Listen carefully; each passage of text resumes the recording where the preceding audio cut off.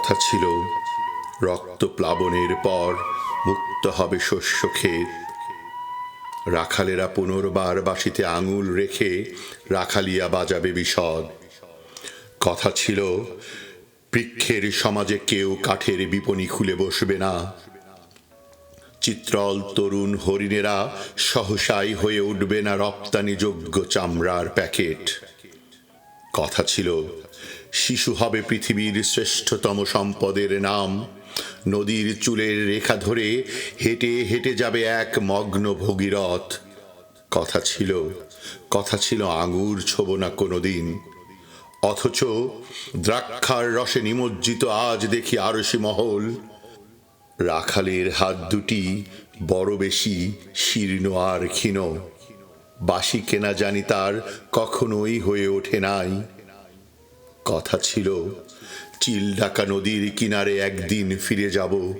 একদিন বটবৃক্ষের ছায়ার নিচে জড়ো হবে সহজিয়া বাউলেরা। তাদের মায়াবী আঙুলের টোকা ঢেউ তুলবে একতারায়। একদিন সুবিনয় এসে জড়িয়ে ধরে বলবে উদ্ধার পেয়েছি।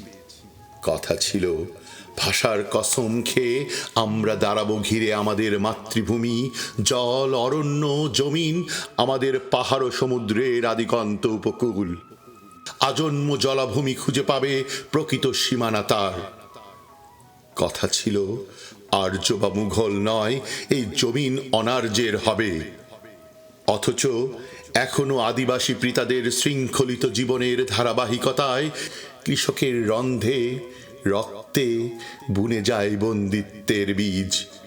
মাতৃভূমি খণ্ডিত দেহের পরে তার থাবা বসিয়েছে আর্য বণিকের হাত। আর কি অবাক, ইতিহাসের সব লুটেরা দস্যুর জয়গানে ঠাসা।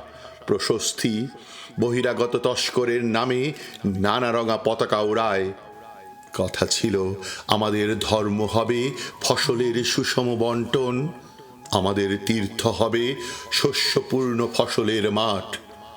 অথচ পণ্ডুর নগরের অপছায়ায় ক্রমশ বাড়ায় বাহু অমলিন সবুজের দিকে, তরুদের সংসারের দিকে। জলোচ্ছ্বাসে ভেসে যায় আমাদের ধর্ম আর তীর্থভূমি। আমাদের বেঁচে থাকা ক্লান্তিকর, আমাদের দৈনন্দিন দিন। ক্লান্তিকর আমাদের দৈনন্দিন দিন।